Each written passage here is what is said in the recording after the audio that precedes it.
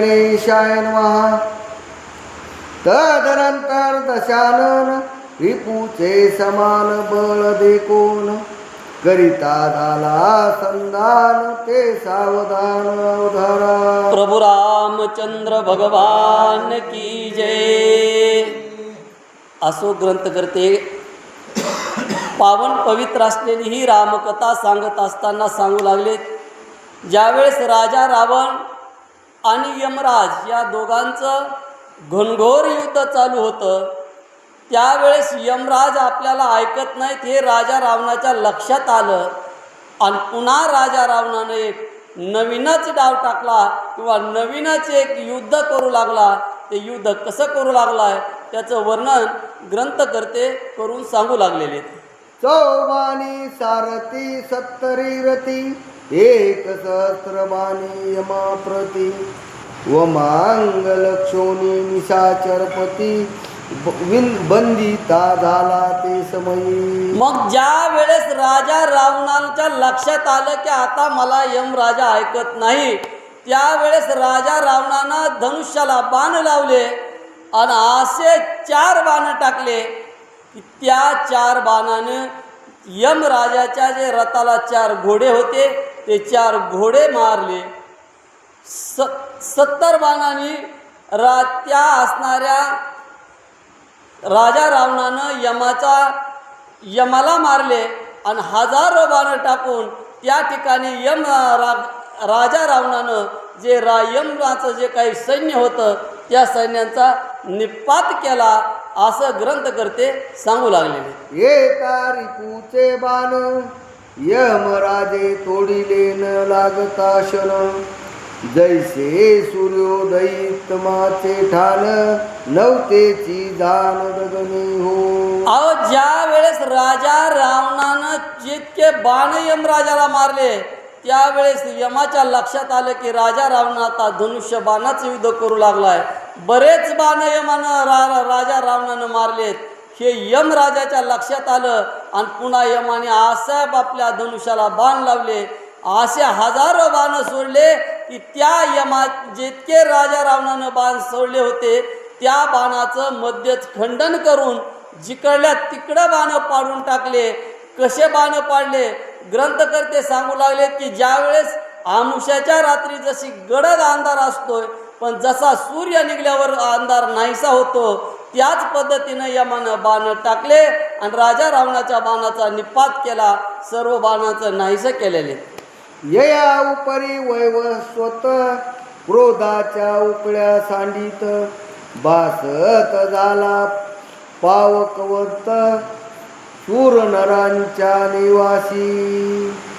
मग ज्या वेळेस त्या असणाऱ्या यमराजानं यमाच्या लक्षात आलं की राजा रावण आता बाणाचं युद्ध करू लागलाय, बाण टाकू लागलाय, असं बघितल्यावर यमराजानं असे बाण टाकले की त्या बाणामुळं ज्वाळा निर्माण होऊ लागल्या आणि त्या ज्वाळा निर्माण झाल्यामुळं राक्षस सैन्याचा बिमोड होऊ लागला, असं यमराजा युद्ध करू लागले.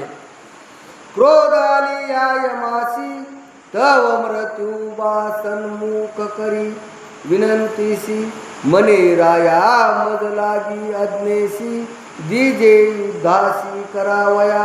मग ज्या वेळेस यम आणि राजा रावणाचं दोघांचं घनघोर युद्ध चालू होतं त्यावेळेस जो यमाचा प्रमुख प्रधान आहे मृत्यू नावाचा आणि तो मृत्यू नावाचा प्रधान यमराजाजवळ आला आणि तो यमराजाला विनंती करून बोलू लागलाय, मालक आता तुम्ही युद्ध करून थकलात, तुम्ही काय करा, मला आता आज्ञा द्या. आणि ज्यावेळेस मला आज्ञा दिल्या मी या असणाऱ्या राक्षसांचा पूर्ण फडशा पाडतो, मी त्यांना मारतो, असा मृत्यू या यमराजाची विनंती करू लागलेला आहे. माझी पडली या दृष्टी हे आटेल सकळ सृष्टी मज न लगे युद्धाची अटाटी माझी गोष्टी अवधारा. अहो महाराज, जर का तुम्ही मला युद्ध करण्याची जर आज्ञा केली तर माझा पराक्रम तुम्हाला माहिती, या सृष्टीमध्ये तुम्ही आज्ञा केल्याच्या नंतर मी जातो आणि कित्येक जणांचे प्राण घेऊन येतो, माहीत सुद्धा होऊन देत नाही ना. तुम्ही मला फक्त आज्ञा द्या, आता मी या सर्व राक्षसांचे प्राण काढून आणतो. असा मृत्यू यमराजांची विनंती करून परवानगी मागू लागलेला आहे. माझा सोडावे लवकरी, रिपू मारी नरन सागरी, नरकासूर क्षणा भितरी, म्या बांधिला भारी निदान. अहो महाराज, तुम्ही मला फक्त आता आज्ञा द्या, उशीर लावूच नका. आणि ह्या असणारे आपले जे शत्रू आहेत, हे प्रबळ होण्याच्या अगोदर मला तुम्ही आज्ञा द्या, मी यांचे प्राण काढून आणतो. तुम्हाला माझा पराक्रम माहिती. ज्या वेळेस वत्रासूर नावाचा राक्षस असाच अधर्मी बनला होता, अत्याचार करू लागला होता, त्यावेळेस मी त्याला माहीत होऊन दिलं नव्हतं. इतक्या क्षणामध्ये मी त्याचा प्राण घेऊन आलो होतो. असा ते मृत्यू यमाला सांगू लागलेला आहे. माझे स्वरूप हे हरिहर, माझे स्वरूप ब्रह्म इंद्र, माझे स्वरूप श्रीरामचंद्र, राक्षस समुद्र शोषू पाये. अहो महाराज, माझं जे काही मला शक्ती, मला जे काही वरदान आहे, हे सर्व देवांचं मला वरदान आहे. अहो माझी शक्ती, मी म्हणजेच प्रत्यक्षात भगवान विष्णू आहेत, आणि मी म्हणजेच प्रत्यक्षात ब्रह्मादी देव महादेव यांच्यासारखा माझा पराक्रम आहे. तुम्ही आता मला लवकर आज्ञा द्या, मी या सर्व राक्षसांचा निपात करतो. असा तो मृत्यू यमराजाला बोलू लागलेला आहे. हे समस्त निमित्तधारी, हे मृत्यू जगाचा संहारकारी, जे जन्मले प्राणी संसारी, त्या ते मारीन मी त्वरे करी. अहो महाराज, हे जे काही प्राणीगण आहेत, हे प्राणीगण फक्त निमित्ताला कारण आहेत. आणि जे सर्व तुम्ही बाण मारतात का, हे फक्त निमित्ताला कारण आहेत. पण या सर्वांचा प्राण हरण्याचं काम माझं आहे. तुम्ही मला आता लवकर आज्ञा द्या, मी या सर्वांचे प्राण हरण करतो आणि त्यांना मृत्यूमध्ये पाडतो, आणि मी इथं विजय घेऊन येतो. असा तो मृत्यू यमराजाला बोलू लागलेला आहे. 100 वक्त्र आणि शुंभ, सहस्रार्जुन निशुंभ, नमुची विरोचन मधु कैटभ, याचे प्रतिपाची बोंब त्रिभुवनी. अहो महाराज, या असणाऱ्या सृष्टीमध्ये जे मोठमोठे राक्षसांचे युद्धे हे अत्याचार करीत होते, त्या अत्याचार करणाऱ्यांना मी एका क्षणामध्ये बांधून आणलं.